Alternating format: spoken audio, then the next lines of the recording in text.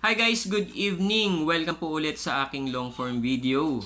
Ayan, once again, Jonel Talents Agustin po. And for today's video, i-share ko lang po yung isa sa ating mga natulungan dito sa kanyang problema sa account.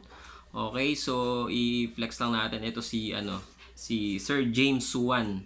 Ayan, with 8.6k followers. So sa mga hindi pa naka-follow sa kanya, please guys, support natin, i-follow nyo po siya. Okay, so ito, nag-message po kasi siya sa atin. Okay, so ito yung message niya.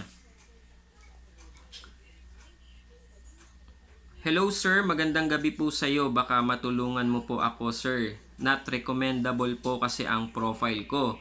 1 month na po, nagpasa na rin po ako ng appeal at nag-delete na din po ako ng mga lumang video pero hindi pa rin po bumalik ang profile recommendation ko. Wala naman po akong violation sa support inbox. Tapos sa activity log, dinilit ko na po lahat doon.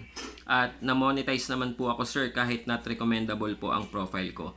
Maraming salamat po sir sana matulungan mo po ako kasi ang baba talaga ng views pag not recommendable.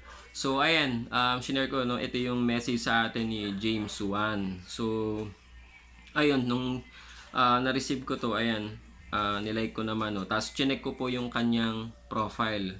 And then pumunta ako sa kanyang mga video. So may mga napansin kasi ako doon sa video niya. Ito not recommendable. Ito yung dahil doon sa kanyang topic or sa kanyang content, doon siya nagkaroon ng problema, no? So ay nung chinek ko po yung mga videos niya, may mga pinadelete ako doon na mga content, no? I-check natin kung ano yung mga pinadelete ko sa kanya.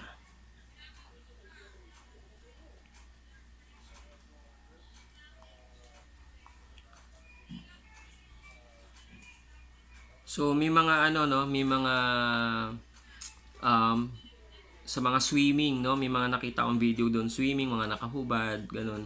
At yung mga tumatalon. Guys, wag kayong syempre yung AI ni Facebook is napaka-sensitive, yung tumatalon doon sa tubig or dagat, ilog, ganun, is iba po yung nababasa ni AI dyan, no? So, pwedeng yun yung mga pinagmumulan ng mga ganyang mga kaya not recommendable dahil sa inyong content. Then, yung sa mga may nakita pa ako dito, yung mga naggagayat siya, no? May nakita ako dito sa sa videos niya, yung mga manok, ganyan, tapos kita yung mga kutsilyo, ayan. So, yung mga fresh, no, yung mga raw, yung mga sariwang mga isda or karne, hanggat maaari wag nyong ipakita sa inyong mga videos. So, isa yan sa mga pinatanggal ko sa kanya. Then, yung sa mga alaga, medyo actually bawal din yung kay Facebook, yung mga i-content natin is live animals or yung pets natin. Okay? So hindi po ina-allowed yan ni Facebook. So may mga pinatanggal natin, no. Then after nun, nag-chat sa atin Sunday, no? Itong Sunday lang. So ngayon today is Monday, no? Monday. Kahapon. Kahapon lang. Then, ito Monday, nag-chat sa atin. Okay?